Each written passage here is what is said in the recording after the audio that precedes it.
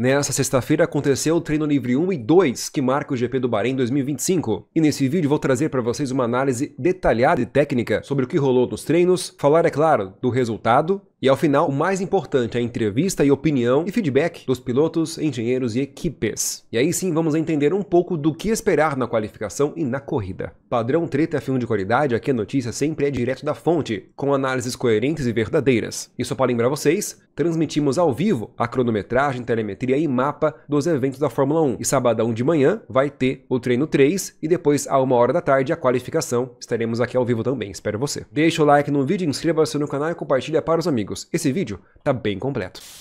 Rapidamente resumindo o treino livre 1, que é o primeiro e ocorre em um horário atípico, diferente do da qualificação e da corrida. Portanto, o treino livre 1 é bem irrelevante para as equipes. Quem disse isso não fui eu, foram alguns pilotos e chefes de equipes. Então eu vou passar rapidamente aqui só por curiosidade o resultado do treino livre 1. Olha o tamanho da discrepância. Norris foi mais rápido, o segundo mais rápido foi o Gasly, o terceiro mais rápido foi o Hamilton, mas a meio segundo do Norris. Isso não faz sentido. Depois vem Albon, Ocon e Hülkenberg a 1 segundo do primeiro colocado. Mas vamos lá só para completar. Jack Doohan, Lawson, Tsunoda e Piastri. Bortoleto, 11º. Hadjar, 12º. E devo lembrar vocês que no TL1, outra coisa que o torna bem peculiar é que vários pilotos reservas participaram. Beleza? O mais interessante do resultado do TL1 é que o Hamilton testou as atualizações da Ferrari, que foram bastantes, somente no carro dele, e ele classificou como horrorosas. Mas ao final do vídeo eu vou falar mais sobre isso na entrevista dele. Vamos seguir.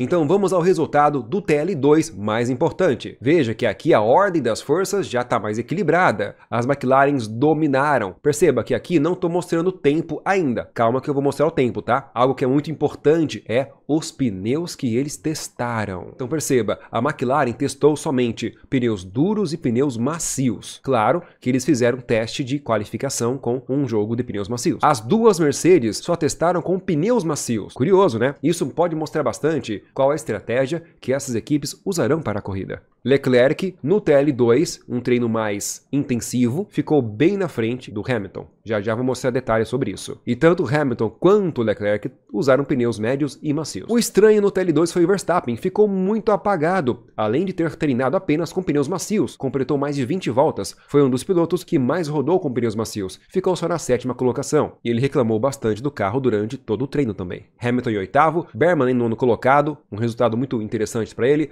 Os dois pilotos da Williams bem próximos um do outro. Bortoleto, 13º colocado. Mas calma, porque o Hülkenberg teve muitos problemas com o carro, vou relatar depois na entrevista dele. Tsunoda, pouco mais apagado ainda, em 18º colocado apenas. Então algo interessante para se considerar também no TL2 é o pneu que cada um usou. McLaren optou por treinos de duro e macios. A Mercedes, somente pneus macios. Verstappen, somente pneus macios. Lembrando, o horário do TL2, as condições climáticas é muito semelhante à qualificação e à corrida.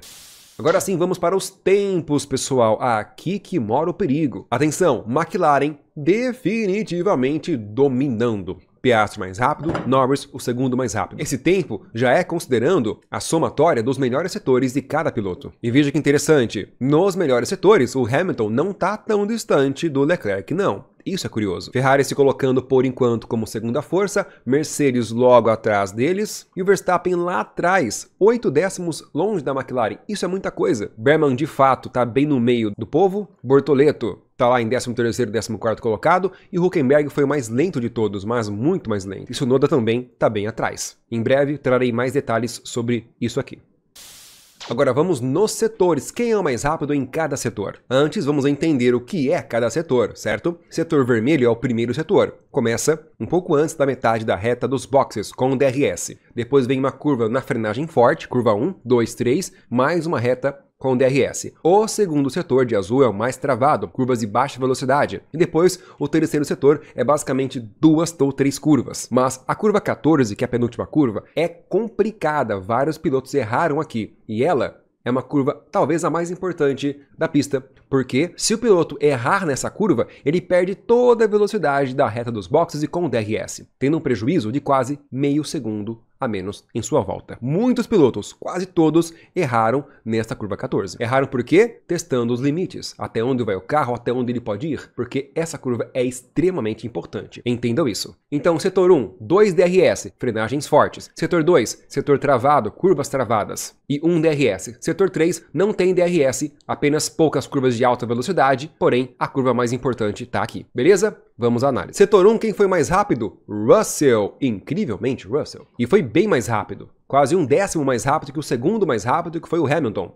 Norris está aqui, a diferença do Norris para o Piastri, colegas de equipe, é pouca, menos de 1/10, tá ok. Verstappen está no meio deles, mas o Russell mostrou que tem carro para encarar o primeiro setor. Segundo setor, setor travado, quem leva vantagem? McLaren. Quem assiste os vídeos do canal já sabe que a McLaren é boa em curvas de baixa velocidade. Logo, no setor 2, aqui a McLaren está dominando, sendo mais de 0,2 mais rápida que o segundo ou a segunda equipe mais veloz, que é a Ferrari. Também tem um carro muito bom em baixa velocidade. No setor 2, percebemos que a diferença do Hamilton para o Leclerc é pouca. Hamilton foi mais rápido que o Leclerc. Olha que curioso. Verstappen, de novo, está aqui, pouco mais distante, mas está próximo das Ferraris. E no setor 3, que tem só 3 curvas e 2 retas, Piastri foi mais rápido, mas muito próximo dele tá as 2 Mercedes. Veja, pessoal, Mercedes está entre as mais rápidas no setor 3 e no setor 1. De olho na Mercedes. Eles passaram desde a primeira etapa dizendo que tem um carro muito equilibrado, que seria bom em qualquer pista. E aqui no Sakir, que a temperatura da pista é boa, no treino 1 foi 46 graus e no 2 36 graus, aqui verão o real desempenho de cada um dos carros. E é claro, a fraqueza também dos carros, como por exemplo, a alta degradação dos pneus. O Verstappen fala sobre isso, já chego lá. Depois vem o Leclerc e o Norris. Curioso que no setor 3, a diferença é muito grande de Piastri para o Norris. Colegas de equipe, isso aqui não faz sentido. Então é isso que está sendo curioso, essa grande diferença do Piastri para o Norris. Nós já vimos isso tecnicamente em outras pistas. Até mesmo na qualificação, que em um setor o Piastri ou o Norris era muito mais rápido do que o outro. Isso é estranho. Mas, como eu já mostrei para vocês em vídeos onde eu fiz a análise técnica dos fatos, isso acontece porque o estilo de pilotagem de um é diferente do outro. E às vezes encaixa melhor em uma curva do que em outra. Mas de olho nesses dois pilotos. Piastri está falando que esse é o ano que ele pode ser campeão e ele vai tentar tirar proveito disso.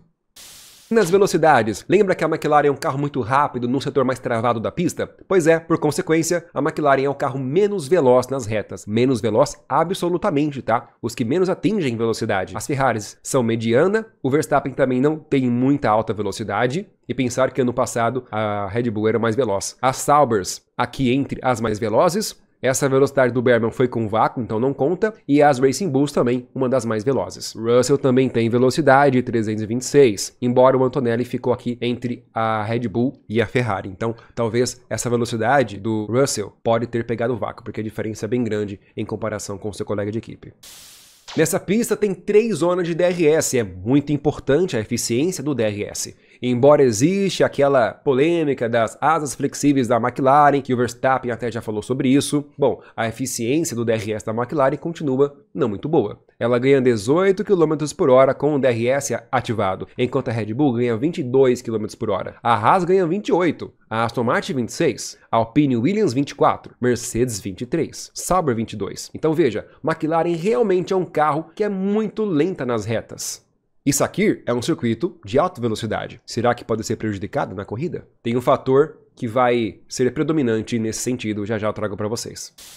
Esse gráfico é muito pertinente. Quais equipes melhoraram em relação ao ano passado? A pista é a mesma, o asfalto é o mesmo, diferente das etapas anteriores. China teve recapeamento, Suzuka foi recapeada também, e a Austrália choveu, não deu para comparar. Então tá aí, em pista igual de um ano para o outro, nada melhor do que compararmos a eficiência. McLaren, entre as principais equipes, é a única equipe que ficou mais rápida, 0,2 mais rápido do que ela mesma do ano passado. Enquanto Ferrari ficou mais lenta, Red Bull também, Mercedes mais ainda e Aston Martin 1 segundo mais lenta. Isso é no mínimo curioso, mas prova mais uma vez o quanto a McLaren evoluiu. A Racing Bulls, que vem impressionando a tudo e a todos com o radiar principalmente, também evoluiu bastante. E a Sauber também evoluiu, 0,2 mais rápido do que ela mesma do ano anterior.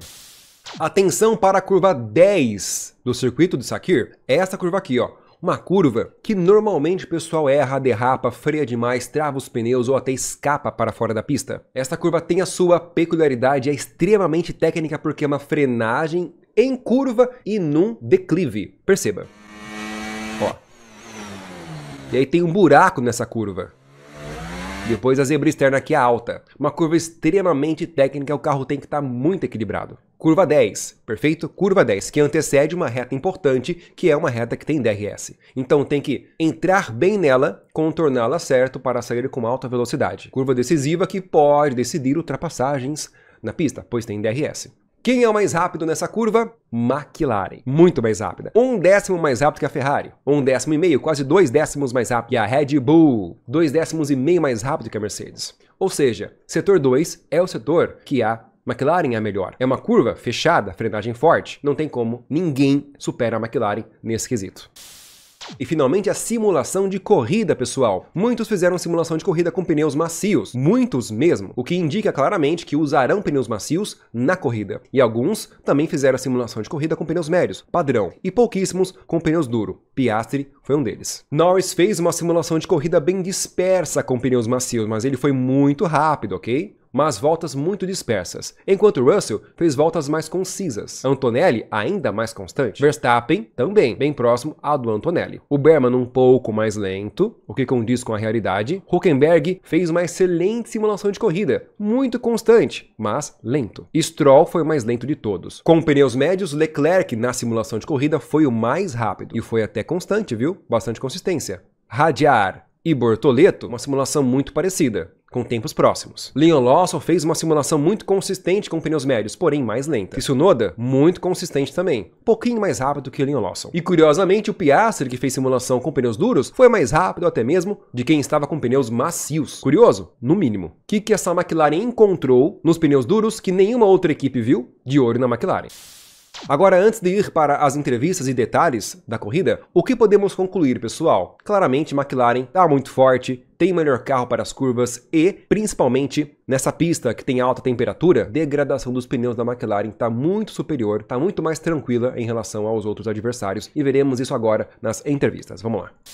Entrevista da Mercedes, o que eles acharam dos treinos? Mercedes que pode surpreender a McLaren. Pois é, olha só o que o Russell disse. Ele esperava que a McLaren estivesse mais rápida do que demonstrou hoje. A Mercedes está mais rápida que a McLaren em um dos setores. Seria o setor 1 e também um pouco no setor 3. Mas é justamente onde os pneus estão superaquecendo, então eles têm que acertar um pouco mais o carro para resolver esse superaquecimento dos pneus. Mas ele acha que a Mercedes está numa posição de lutar pelo pódio aqui no Bahrein. E finaliza seu comentário dizendo que a disputa entre Max Verstappen e as Ferraris vai ser acirrada para ser honesto, disse George Russell.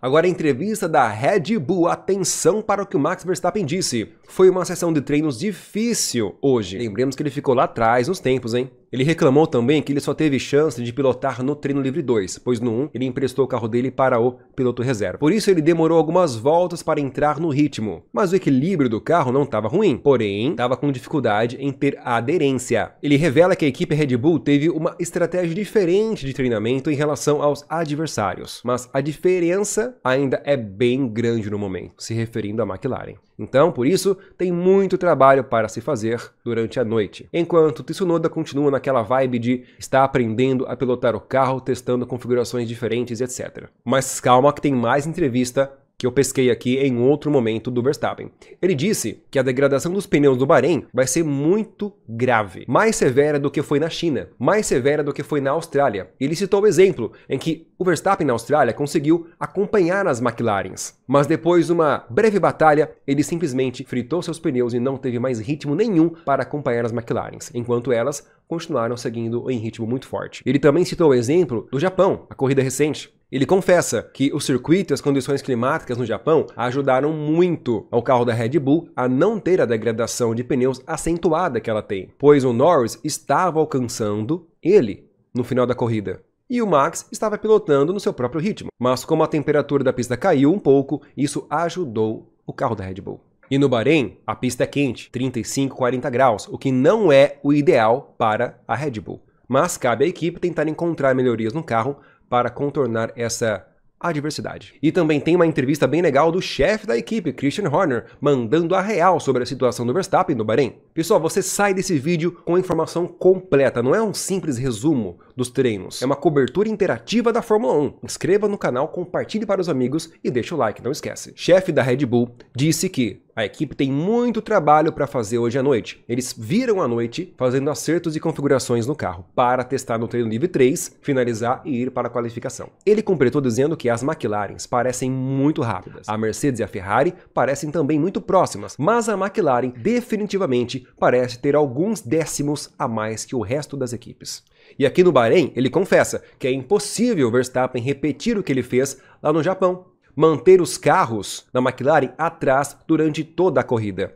No circuito de Sakhir, Bahrein, é muito fácil fazer ultrapassagens. Então, os engenheiros da Red Bull têm que fazer um trabalho muito bom durante a noite, para entregar um carro competitivo para Max Verstappen. E o conselheiro da Red Bull também disse, enfatizando que o carro está muito lento e os pneus estão ficando muito quentes com facilidade. E confirmou que o Max já vinha falando. Apesar do formato do circuito favorecer o carro da Red Bull, o problema da Red Bull é o superaquecimento dos pneus, a temperatura dos pneus, que a equipe, o carro, não consegue manter sob controle. O carro vai bem até uma determinada volta, 10ª volta, 15ª, o pneu superaquece e aí acaba completamente o bom ritmo do carro da Red Bull. Isso aconteceu claramente lá, depois que a temperatura sobe, o carro simplesmente fica deslizando e piora muito a situação. Ou seja, pessoal, Red Bull tem uma vantagem técnica por causa do formato da pista, mas uma grande desvantagem porque a equipe não sabe lidar com a alta degradação dos pneus em seu carro. Contudo, a Red Bull trouxe atualizações lá no Japão e também trouxe atualização aqui no Bahrein, na asa dianteira, justamente para tentar combater ou minimizar a degradação dos pneus. Vamos ficar de olho na Red Bull, pois vai que eles tiram um coelho da cartola, né? Como fizeram lá no Japão, surpreendendo a todos. Agora a entrevista da Ferrari, pessoal, atenção aqui. Lembrando que a Ferrari trouxe a atualização para o Hamilton no TL1. E olha o que ele falou. O TL1 foi bem complicado. O calor dificultou encontrar a aderência. Então não foi uma sessão representativa para a Ferrari. Falei isso para vocês no começo do vídeo. TL1 é praticamente descartável para as equipes. Agora, o TL2 foi um passo à frente. A volta com pneus macios parece boa, mas ele cometeu alguns deslizes na última curva. Lembra a última curva que eu falei para vocês que é importante? E nisso ele perdeu tempo. A simulação de corrida da Ferrari, Hamilton diz que parece boa, mas outros competidores parecem melhores nas condições da pista. Então, sem falar muito, Hamilton disse que a equipe tem que trabalhar à noite. Já o Leclerc disse que o TL2 foi complicado. A sensação no carro é completamente diferente e precisa ajustar o carro para se adaptar à pista quente. Volta a chamar a atenção da equipe que vai trabalhar à noite para otimizar a configuração do carro. E Leclerc continua tentando ir em uma direção que permita-o extrair o máximo de potencial do carro, no estilo dele de pilotagem. Pessoal, tá muito claro aqui que o Leclerc tá fazendo contra com o Hamilton, cara, é incrível isso. Em uma outra entrevista do Hamilton, ele, que antes dos treinos estava empolgado por causa da atualização, agora, depois dos treinos, ele não tá empolgado mais. Ele manda um recado realista para os torcedores. Não esperem algo mágico, simples assim, não esperem nada. Apenas assistam e aproveitem. Ferrari está trabalhando ao máximo que pode, e é só isso que ele pode falar. E ao final, ele falou que ele não é controlado pelas forças da sociedade, ele não está nas redes sociais, ele não lê as coisas. A única coisa que importa para ele é chegar e trabalhar. Pessoal, o Hamilton tá um pouco estressado aqui, viu? Ele é tão midiático, mas aqui no Bahrein, aliás, desde o Japão, ele tá fugindo da mídia. Isso é no mínimo curioso. Lembrando que o Hamilton pediu atualizações no carro, a Ferrari cedeu e concedeu. Mas ao que parece, nas palavras do Hamilton, elas ficaram horrorosas. Pode ser um blefe, temos que aguardar para verificar o que vai acontecer. E se a Ferrari vai manter essas atualizações no carro do Hamilton, né? Tem isso também. Vamos tentar saber mais sobre isso.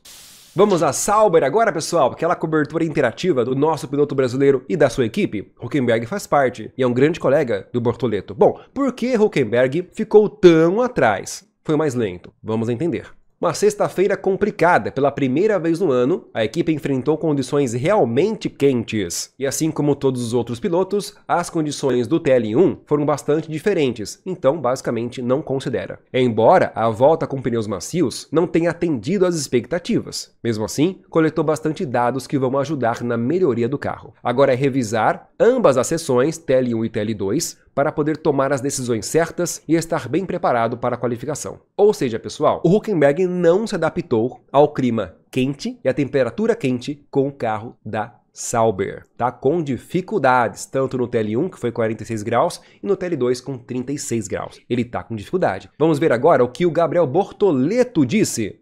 Olha, a gente sabe que o nosso carro é um carro bem sensível, né? É muito difícil você achar aquele balanço exato. Eu sinceramente acho que no FP2 a gente conseguiu chegar num balanço bem perto do que eu gostaria. A gente conseguiu colocar uma volta ok ali de soft. Então eu fiquei contente. Ritmo de corrida também, agora a gente tem que sentar e analisar. Eu senti que foi positivo, até com os carros que estavam em volta de mim, senti que foi ok. Agora é isso, agora analisar todos os dados, entender amanhã o ritmo de corrida, a qualificação e tentar colocar o carro mais perto do que a gente teve hoje de noite e amanhã pro qualifying, porque tava acho que bem ok. Ao final, o repórter perguntou para o Bortoleto se ele tem expectativas de pontuar aqui no Bahrein, pois ele conhece muito bem a pista. Mas será que só o fato de conhecer bem a pista pode ser uma vantagem para um piloto no nível competitivo da Fórmula 1? Olha só a resposta bem interessante do Bortoleto. Isso vai depender se a gente tem a velocidade, se a gente tiver o carro para entregar isso.